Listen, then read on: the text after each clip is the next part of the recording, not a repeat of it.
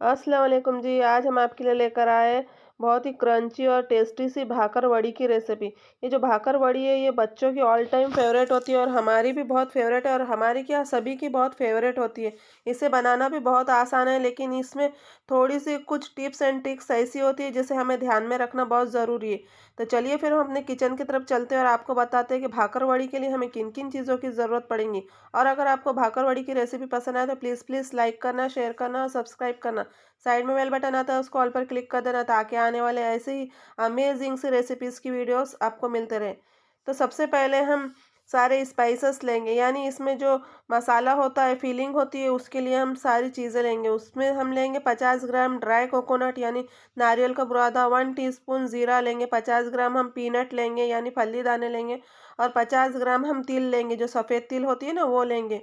और फिर हम गैस ऑन करेंगे और गैस पर एक पैन रखेंगे और पैन में हम ये सारी चीज़ें डाल देंगे, यानी तिल और जो ज़ीरा है ये सब डाल देंगे और इसे अच्छी तरीके से रोस्ट करेंगे। इसे हमें हल्का रोस्ट करना है, ज़्यादा रोस्ट नहीं करना। और जो पीनट होते हैं उसके हम छिलके उतार लेंगे और फिर हम इसे एक मिक्सर के जार में ले लेंगे। हमने इसे अच्छी तरीके से रोस्ट कर लिया, यानी हमें बहुत ज़्यादा ब्राउन नहीं करना, सिर्फ हल्का रोस्ट करना है और पीनट के जो है छिलटे उतार लेना है।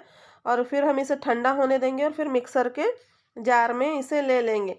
और फिर इसमें हम सारे स्पाइसेस डालेंगे। स्पाइसेस में हम सबसे पहले जो आमचूर पाउडर होता है वो लेंगे। आमचूर पाउडर जितना आपको खट्टा पसंद हो उस हिसाब से ले सकते हैं, लेकिन हमने यहाँ पर 1 टेबलस्पून आमचूर पाउडर यूज़ किया है क्योंकि आमचूर पाउडर बहुत ज़्यादा खट्टा नहीं होता है। आप आपके हिसाब से भी यूज़ कर सकते हैं। और फिर हम यहाँ पे जिंजर पाउडर लेंगे। जिंजर पाउडर डालना टोटली ऑप्शनल है। अगर आपके पास में हो तो आप यूज़ कर सकते हैं, वरना स्किप भी कर सकते हैं। हमारे पास था तो हमने यूज़ किया। फिर हम इसमें 1 टीस्पून जिंजर पाउडर डालेंगे, 2 टीस्पून हम इसमें चीनी डालेंगे और फिर उसी स्पून से हम 2 टीस्पून यहाँ पर लाल मिर्च पाउडर डालेंगे। लाल मिर्च का भी वही है, अगर आपको तीखा ज़्यादा पसंद हो तो आप ज़्यादा भी कर सकते हो और अगर कम पसंद हो तो आप कम भी कर सकते हो। अब इसमें हाफ़ टी स्पून हम हल्दी पाउडर डालेंगे। हल्दी पाउडर हम इसमें ज़्यादा नहीं डालेंगे क्योंकि जो भाकरवड़ी के अंदर की फीलिंग होती है वो रेड रेड होती है, तो इसलिए हम हल्दी पाउडर कम डालेंगे। फिर 1 टीस्पून हम इसमें चाट मसाला पाउडर डालेंगे और फिर हम 1 पिंच जो हमारी उंगलियों की चुटकी होती है ना उतनी चुटकी भर हम इसमें सिट्रिक एसिड डालेंगे। जो नींबू सत होता है ना वो डालेंगे। ये डालना ज़रूरी है क्योंकि हम आमचूर पाउडर थोड़ा ज़्यादा भी डालें तो ये ज़्यादा खट्टा नहीं होता और इसमें खट्टा मीठा और चटपटा स्वाद के लिए हमें सिट्रिक एसिड डालना बहुत ज़रूरी होता है।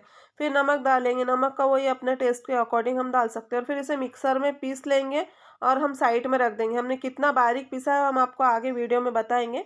अब सबसे पहले हम इसका डो बनाएंगे। डो बनाने के लिए हम एक बाउल लेंगे और 300 ग्राम मैदा लेंगे। मैदे को हमने अच्छी तरीके से साफ़ भी कर लिया, यानी छान लिया है और छानने के बाद में हम ये लेंगे।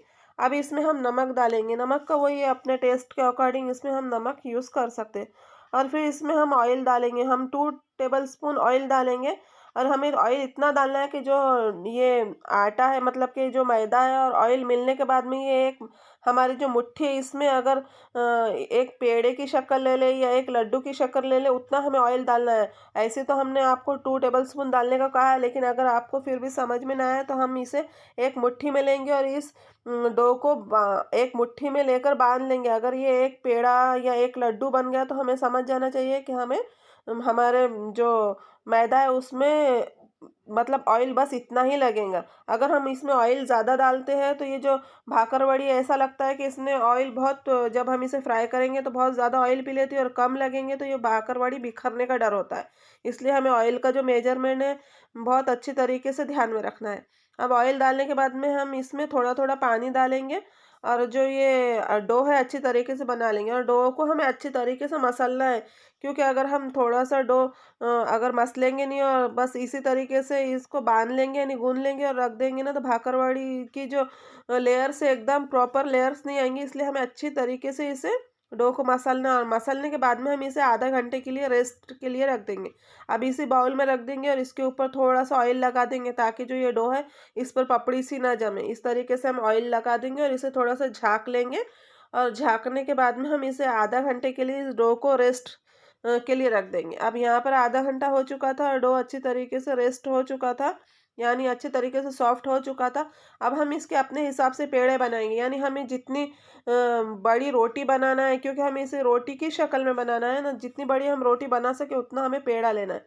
हमने यहाँ पर इतने डो में 7 से 8 इस तरीके से रोटियाँ बनाई थी। अगर आपको इसमें जो आटा होता है, आटा डाले बगैर रोटी बना सको तो उस तरीके से बना सकते हैं, लेकिन हम यहाँ पर थोड़ा-सा आटा स्प्रिंकल करेंगे और फिर पतली रोटी बनाएँगे।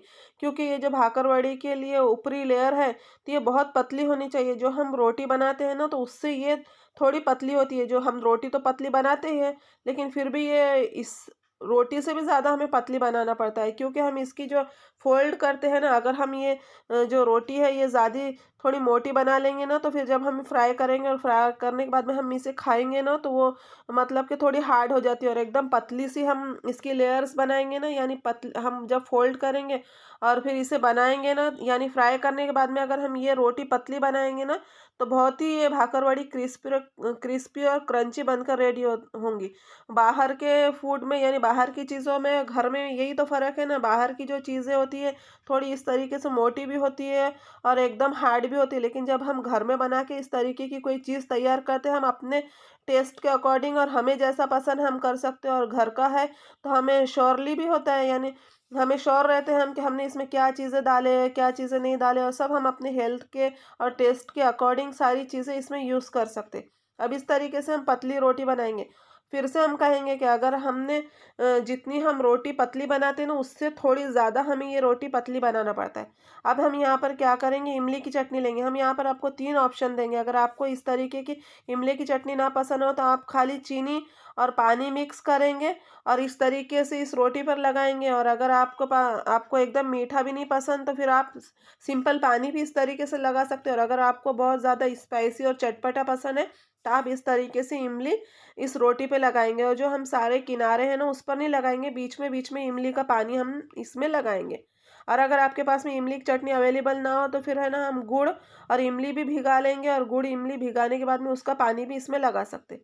अब यहाँ पर जो हमने फिलिंग तैयार करके रखी थी, तो हमें इतना बारीक पीसना है, यानी अच्छा फाइन पेस्ट बनाना है। हमें इसे एकदम मोटा-मोटा नहीं रखना, क्योंकि हम मोटा-मोटा रखेंगे, जब भाकड़-वड़ी को हम फ्राई करेंगे ना, तो ये सारा मसाला तेल में छूट जाएगा।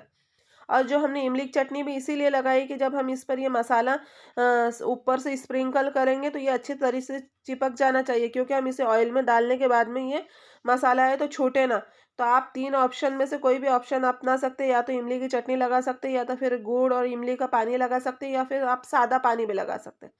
अब इस तरीके से हम मसाला लगाएँगे, और मसाला लगाने के बाद में यहाँ पर आप गौर से देखिए, और इसी तरीके से हमें इसे फ़ोल्ड करना है। जिस तरीके से हम फ़ोल्ड कर रहे हैं ना, उसी तरीके से हमें थोड़ा दबा के और फिट फ़ोल्ड करना है, क्योंकि अगर हम इस भाकरवड़ी को मतलब ऐसे ही हाथ से राउंड करेंगे ना, तो ये अंदर से ढीली रह जाएँगी, और जब हम कटिंग करेंगे ना, तो इसकी जो लेयर्स है सारी बिखर जाएँगी। तो हमें इस तरीके से नहीं करना है। हमें कैसा करना है कि हर तरीके से हमें देख कर करना है, मतलब कि बिल्कुल भी अंदर स्पेस ना रहे, इस तरीके से हमें इसका रोल बनाना है। अगर इसमें थोड़ा-सा भी स्पेस रह जाएगा, तो फिर से हम आपको कहेंगे कि भाकरवड़ी तेल में डालने के बाद में बिखर जाएँगी। मतलब कि भाकरवड़ी है तो बहुत सिंपल, लेकिन हमें इसके बनाना एक बार अच्छी तरीके से आ गया ना, तो फिर बहुत सिंपल है। अगर हम पहली बार बना रहे हैं, तो थोड़ी-सी हमें इसकी सारी टिप्स और ट्रिक्स ध्यान में रखना ज़रूरी है। अब हम इस तरीके से इसका रोल बना लेंगे, और जो किनारे हैं उस पर फिर से हम ये इमली की चटनी लगाएँगे, और फिर इसे अच्छी तरीके से चिपका देंगे। किनारों पर इमली का चटनी भी लगा सकते हैं और पानी भी लगा सकते हैं, आपको जो पसंद हो आप लगा सकते हैं। अब इस तरीके से हम एक बोर्ड पर लेंगे और इसकी कटिंग करेंगे। तो कटिंग हम इस तरीके से करेंगे कि जो साइड के किनारे हैं हम साइड में निकालेंगे, क्योंकि हमने मसाला भी नहीं डाला किनारों में, और जो चटनी है वो भी नहीं लगाई, तो ये हम साइड में रख देंगे। और फिर अब हम इस भाकरवड़ी को शेप देंगे, यानी हमें थोड़ी मोटी बनाना है तो हम मोटी भी काट सकते हैं, पतली बनाना है तो हम पतली भी काट सकते हैं। यहाँ पर ना हम ज़्यादा मोटी बनाएंगे, ना ज़्यादा पतली बनाएंगे, इक्वल साइज़ की हम बनाएंगे। और गाइस यकीन मानिए, ये घर में बनी हुई इतनी टेस्टी और इतनी अच्छी लगती है। जब हम बाज़ार से लाते हैं तो बहुत मोटी भी होती है, और उसमें टेस्ट भी इतना अच्छा नहीं होता, और हम इसमें जो फीलिंग है अपने टेस्ट के अकॉर्डिंग यूज़ कर सकते हैं। अब जो भाकरवड़ी को शेप देना है, तो हम अपने थंब से देंगे। इस तरीके से भाकरवड़ी पर हम थंब रखेंगे, थोड़ा-सा प्रेस करेंगे। सिर्फ़ मामूली प्रेस करना है, फिर हम अपनी उँगली से इसे थोड़ा-सा डैब-डैब करेंगे और इसे गोल शेप दे देंगे। इस तरीके का हम इसे शेप देंगे। बहुत ही आसानी से हम शेप दे सकते हैं, लेकिन एक बार हमें ये बनाना आ जाए ना, तो फिर बहुत आसान हो जाता है। फिर से हम आपको बताएँगे, इस तरीके से हम भाकरवड़ी को अपने थंब से प्रेस करेंगे और प्रेस करने के बाद में हम जो अपनी सीधी उँगली होती है ना, उससे थोड़ा-थोड़ा जो लेयर्स है उसकी खोल लेंगे। जैसे इस तरीके से लेयर्स खोल लेंगे ना, तो ये मस्त, मतलब कि उसमें जो कलर है वो कलर भी दिखेंगा और जो मसाले की सारी लेयर्स है वो भी दिखेंगी। अब हम क्या करेंगे, गैस ऑन करेंगे, गैस पर ऑयल भी गरम करने के लिए रख देंगे। गैस ऑन करने के बाद में हम पैन लेंगे और पैन में ऑयल लेंगे। ऑयल हमें इतना लेना है ताकि भाकरवड़ी उसमें अच्छे तरीके से डीप हो जाए। और फिर हमने यहाँ पर सारी भाकरवड़ी बनाकर रेडी कर लिया। अब हम इसे फ्राई करेंगे। और ऑयल का जो टेम्परेचर है वो ना एकदम डाउन होना चाहिए, ना एकदम अप होना चाहिए, यानी मीडियम टेम्परेचर पर हमें इसे फ्राई करना है। अगर हम एकदम स्लो फ्लेम पर करेंगे तो ये भाकरवड़ी जो है सारा तिल तेल पी जाएँगी और ये अच्छी नहीं लगेंगी, मतलब टेस्ट अच्छा नहीं आएगा। और एकदम फुल पर रखेंगे तो ये अंदर से कच्ची रह जाएँगी। इसलिए हमें एकदम मीडियम फ्लेम पर इसे फ्राई करना है। फ्राई करने के लिए ज़्यादा टाइम नहीं लगता।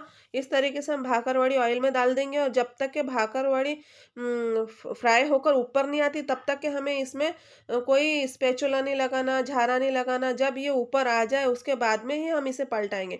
तो देखिएगा, इस भाकरवड़ी अच्छे तरीके से ऊपर आ चुकी थी और इसका जो कलर है, ये कलर भी कितना अच्छा आया है और इसके लेयर्स भी कितनी अच्छी बनी है। आप अगर टिप्स एंड ट्रिक्स पूरी फॉलो करेंगे तो आपके भी पास की जो भाकरवड़ी है वो इतनी अच्छी और इतनी टेस्टी बनेंगी। इसी तरीके से हम सारी भाकरवड़ी को तल लेंगे और भाकरवड़ी तलने के लिए हमें 5 से 7 मिनट लगेंगे। हमें एकदम ज़्यादा गोल्डन ब्राउन भी नहीं करना और एकदम कम ब्राउन भी नहीं करना, हमें मीडियम गोल्डन ब्राउन करना है। और जब हम ये गरम-गरम निकालेंगे तो हो सकता है ये थोड़ी नरम लगे, यानी हम जब हम इसे तोड़ेंगे तो ये थोड़ी नरम लगेंगी, लेकिन जैसी-जैसी ये ठंडी होते जाएँगी वैसी-वैसी ये थोड़ी क्रिस्पी और क्रंची होते जाएँगी। इसलिए जब ये ठंडी हो जाए इसके बाद ही आप खाएँ। और यकीन मानिए, आप इसे 1 खाएँगे तो दूसरा खाने का आपका मन करेंगे। अगर आप 5 खाते हो तो 10 खाने का आपका मन करेगा।